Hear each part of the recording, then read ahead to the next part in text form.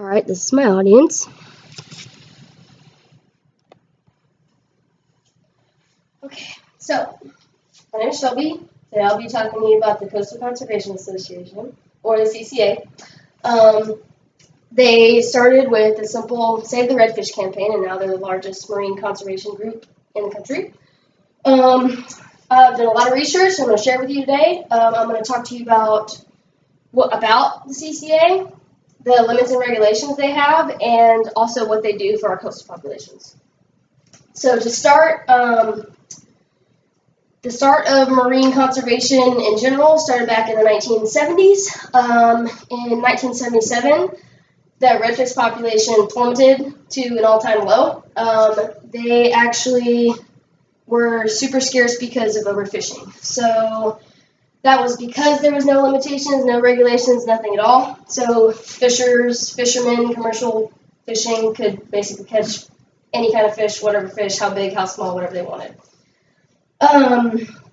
So shortly after this happened, 14 concerned Texas saltwater anglers had to do something about it. So they created the Gulf Coastal Conservation Association, and within a couple of weeks, this campaign that they started spread throughout the whole Gulf Coast. And then within the next couple of years, they actually spread throughout the U.S., so all along the Pacific coast and the Atlantic coast. So that being said, it wasn't really the Gulf Coast anymore.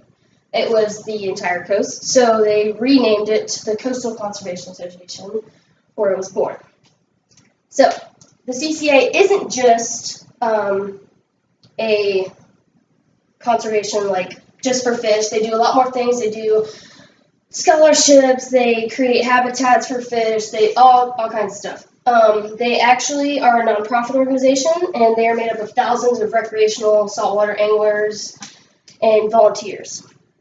This is a little list of what they have, or what they use their conservation dollars. So, I mean, like I said, scholarships, interns, all kinds of stuff. So they spent over $746,000 last year in conservation work in 2017.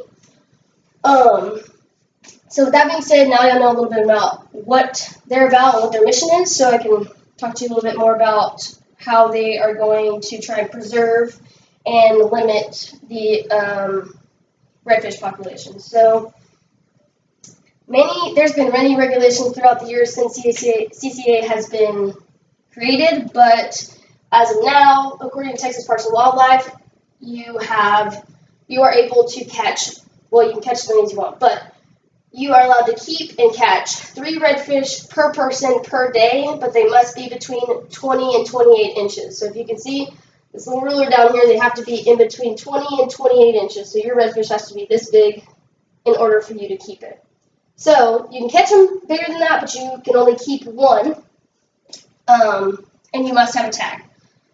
So with these guidelines, the populations have increased and stabilized since the 1970s, and according to Diana Rudolph, she did some studies and researched that since the 1970s, over 500 million redfish have been restocked and repopulated into our coastal waters, which is super awesome. So now that you know a little bit more about the preservation of the population, we can go into repopulation. Fisheries, hatcheries, and reef restoration are 3 of the big programs that the CCA has provided and still provides for this population. Since the programs have been in place, the population has increased and stabilized still. Hatcheries are actually programs that breed, keep, and then hatch the redfish, and actually then release them into our coastal waters.